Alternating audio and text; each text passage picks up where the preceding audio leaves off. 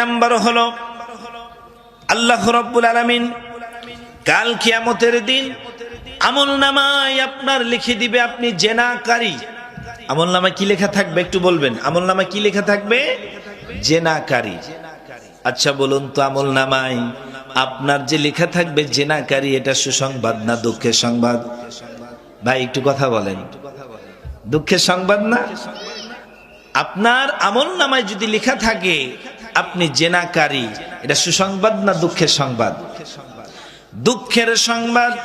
সম্মানিত উপস্থিতি, লক্ষ্য করুন, আপনার আমলনামায় যখন জেনাকারী কথাটা লেখা আছে তখন আপনার আযাবটা কেমন হবে একটু শুনুন।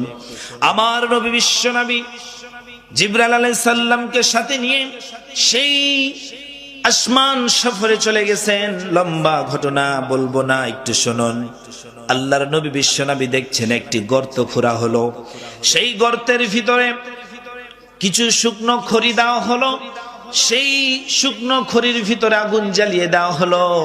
আগুন জ্বালার পরে সেই আগুনের ভিতরে, সেই মারাত্মক তাপের ভিতরে আল্লাহ রাব্বুল আলামিন কিছু যুবক, কিছু যুবতীকে